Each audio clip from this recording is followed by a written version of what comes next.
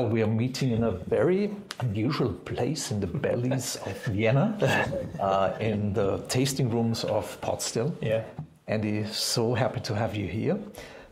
You are the representative for House of Hazelwood, right? So can you tell us a little bit about what is House of Hazelwood? Of course, yeah. House of Hazelwood is it's a completely novel concept in Scotch.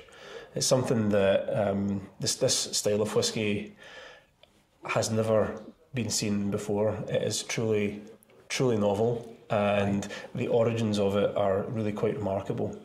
So it's a very exciting and engaging thing to talk about and to think about and to taste. So there's a lot to it, so I'm excited to talk about it. Who's behind it? Well, everyone's heard of Glenfiddich, Yeah. and everyone's heard of Balvenie. Those are brands owned by William Grant and Sons. Right. What people maybe don't know so commonly is that William Grant and Sons is a family-owned business, and it has been for about 6 generations. And the family behind that are the Gordon family. So this is a sort of a side project of the family. So it's backed by William Grant and Sons, but it's a sort of standalone project of the families. Would it be fair to call these family casks? So are they in the custody of the family, or? Yeah, absolutely. In some way, that's probably quite a good way to refer to them. It's family inventory, really. Right. Yes, it's a sort of it's a family drinks cabinet, if you will. Okay, and you said it's unusual whiskey. Unusual in which way? Probably in different ways, right? Yeah. It's very, very difficult to know where to start because House of Hazelwood presents Scotch in so many different flavours. It might be useful for me to tell you roughly the origins because that will inform how these styles come about. So the story begins all the way back in the early 1960s. So 1963 is when the seeds were sown, or the flower that has now bloomed into House of Hazelwood, although it wasn't by design at that point. It was something that was kind of incidental. Back then, the landscape for Scotch was completely different. Single malt really wasn't a concept, really. As we know, that kind of developed in the late 80s properly. Back then, everything was to do with the blend. That was the big moneymaker. That was kind of the whole raison d'etre for the whole industry. You could say it probably still is, actually. But back then, even more so. And William Grant and Sons at that time, very successful. They had a blend called Grant's Blend. It was a brand that was beginning to become multinational. It was very successful. But the man in charge at that point, along with his brother Sandy, was Charles Gordon. And there's probably no one individual who's been more influential in the modern Scotch space, or what has developed into the modern Scotch space, than Charles Gordon. So those guys architected Glenfiddich as a single malt and brought that to the market and kicked open the door for that category. Highly, highly influential people.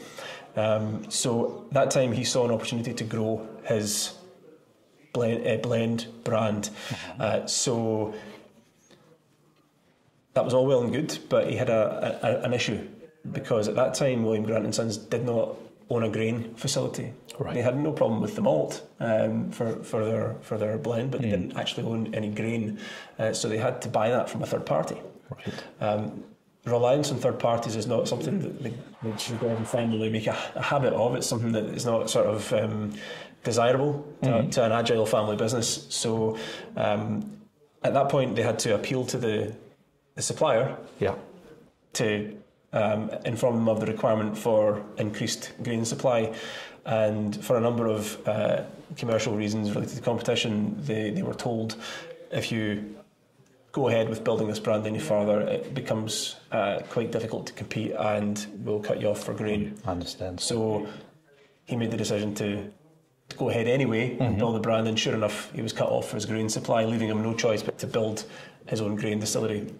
In the space of 9 months he built Girvan, and that is a seriously impressive feat because Girvan has grown into what is probably the most important distillery in Scotch today. It's 110 million litres of alcohol output. It's a very big and very significant site.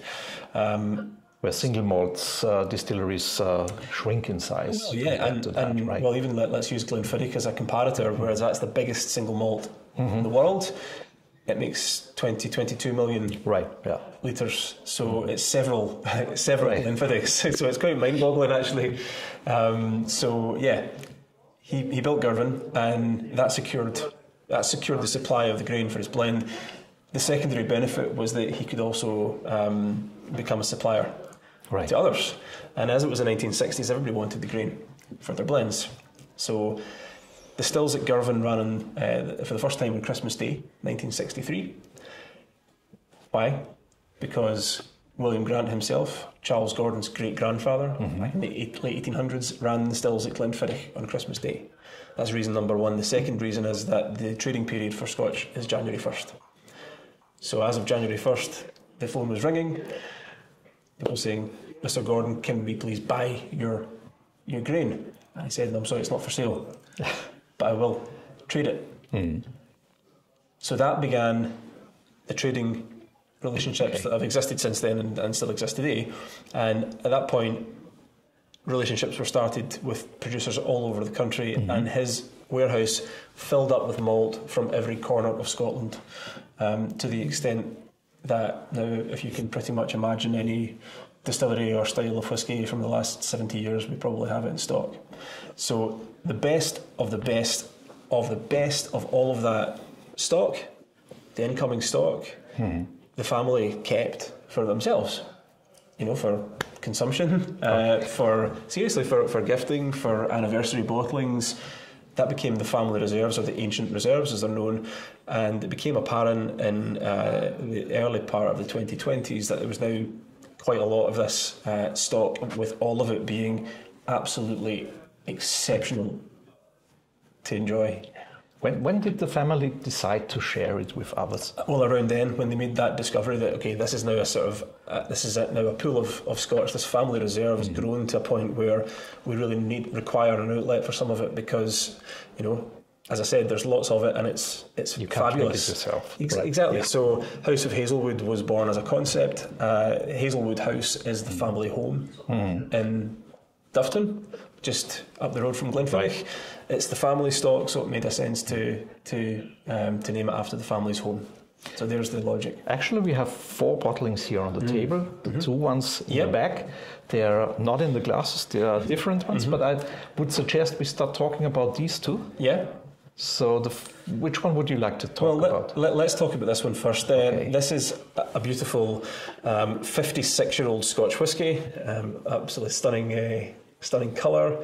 Now, this presentation you see here in this box, this is what we call our Charles Gordon collection. It's named for the man who influenced the space in such incredible ways and laid the groundwork for what would later become House of Hazelwood. Right. So our oldest, rarest, most unusual whiskies all come into the Charles Gordon collection, and usually, with all House of Hazelwood bottlings, rarity is part of the package, because they're all kind of small pockets of rare stock that the family have kept hold of. And this one here, you see, has only been one of 288 bottles. And once that is gone, we can't repeat that. So what's interesting about this, so this is a 56-year-old Scotch, but the way that it's come about is a really unusual, fascinating tale. So this one, the story of this one, of course, begins 56 years ago when the spirit was produced, but 3 years later, a blend was produced. Okay, when that blend was carried out, for whatever product the family were producing at that time, there was a leftover, there was a remnant. So he said, well, what will we do with this leftover? And Charles Gordon says, well, put it into this sherry wood as a blend. And it lay there in that sherry wood for another 53 years. So it came as a blend into the sherry wood. Correct. Right. It was not blended afterwards, but it came as a blend in the sherry wood. Now, that's unusual. Absolutely. So marrying a blend is actually, quite a common practice for blenders. The blend is put together, and then either refilled back into wood or something to come together over a period of time. It could be 2 weeks, it could be 2 months or something. That's standard practice. It so happens that the marrying period here was not 2 weeks or 2 months, it was 56 years. So that's why we call this one the long marriage. Perfect. And it's a wonderful, really fabulous expression of Scotch. And what's so cool about this is it's it's a blended Scotch. So technically quite a common category, but what you find with House of Hazelwood is the whisky almost always, and its makeup, it transcends the description of the category because there is no precedent for Scotch like this. And the malt component was mid-60s distilled, so you're talking about archaic barley strains, you're talking about brewer's yeast, you're talking about direct fired stills. The grain part, again, totally different cereal, different still technology. It's a taste of the past. Yes, and the second one here. Yeah, so this one, you notice a difference in the presentation. Oops, just a bit tight. Yeah. So this is called the Queen of the Hebrides. Now this comes into a legacy collection. So all House of Hazelwood whiskies are in fact a legacy because they've been left to us by previous generations of the family, so yes, they're all a legacy. But what you find with the legacy collection, this is our opportunity to showcase occasionally regional styles. This one happens to be a quintessential well-aged Islay, which you can guess by the name. We also produce something called the Hazelwood Lowlander, the Hazelwood Highlander. It also allows us the chance to show slightly more experimental styles. One of our more recent releases is something called the Transatlantic, which is a 33-year-old blended grain which has had an 8-year secondary maturation in virgin oak. Right. That is a mind-boggling specification for any Scotch, and it is a really compelling example, really unusual to taste and a lot of fun. And think about that's an experiment that the Gordon family undertook long before House of Hazelwood was a twinkle in the chairman's eye. There was no end game for that Scotch. It's just a case of dynamism and experimentation with whisky, and that legacy collection also gives us a home for things like that.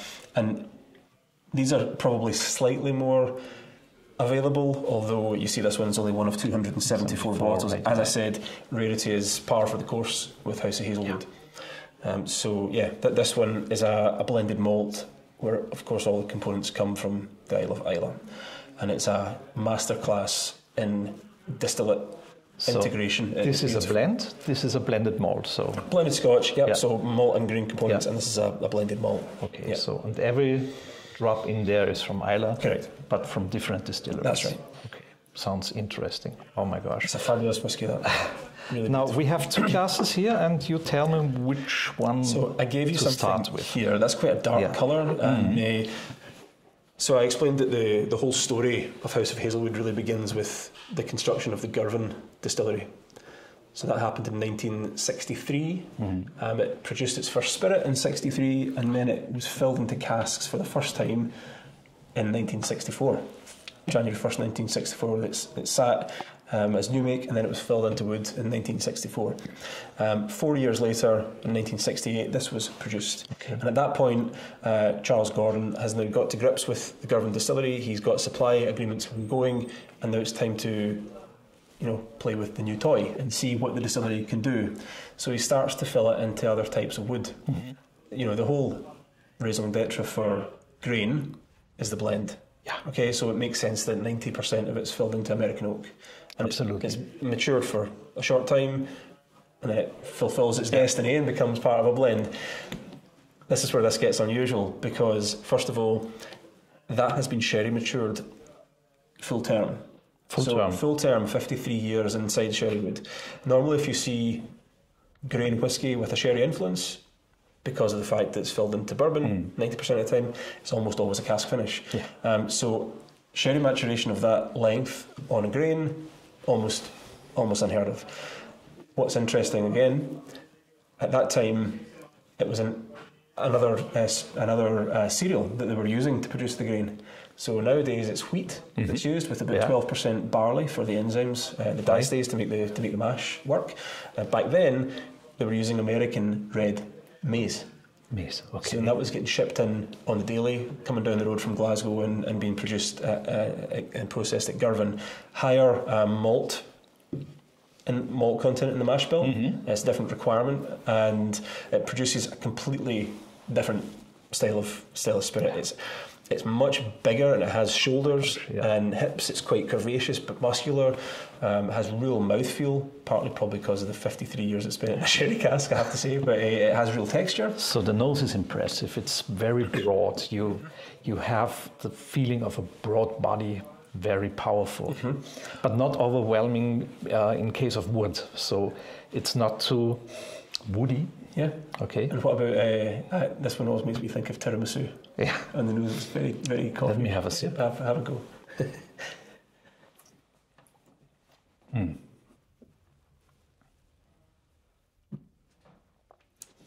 The special thing about good old whiskies or good old grains is they are still lively and not overpowered by the wood. And I have to stop talking because the finish comes now. Yeah. Goes on for days. Yeah. So, also important to know, at that time, the stills at Girvan were another style again. So nowadays grain stills are stainless steel with some copper between the plates. At that time, the stills were 100% copper. So from mash bill to production, and then maturation, completely different. So no stainless steel in the stills? That was copper. Okay. And for that reason, that is an unrepeatable glass of Scotch. So 53-year-old grain whiskey, fully matured in a sherry cask with American maize, red maize. Special. Unique. Yeah, very unique. Only 303 bottles were ever produced. And that's something that people just want to... Of course you want to drink it, but it's real Scotch history. It's amazing. Wonderful. The second one. This is one of the most interesting expressions of Scotch whisky I've ever come across in my life. This is a style that we now cannot produce due to regulations. So this is a process called blending at birth, where spirit from grain and spirit from malt were taken as spirit and combined, matured for 57 years in American oak. Okay. And the texture, the flavour, it's all absolutely fabulous and, again, completely irrepeatable. So why can't you do it today? What's the change in the regulation? Why you can't? It's around the definition of a blended Scotch, where all components now have to be termed as whisky. So that means they need to be 3 years old and older. So prior to the last set of regulations, that didn't exist. So blending at birth could be carried out, but nowadays not possible. So this is another unique glass of Scotch whisky, and only ever 192 bottles in the world. Gosh. Then Slange, let's try it.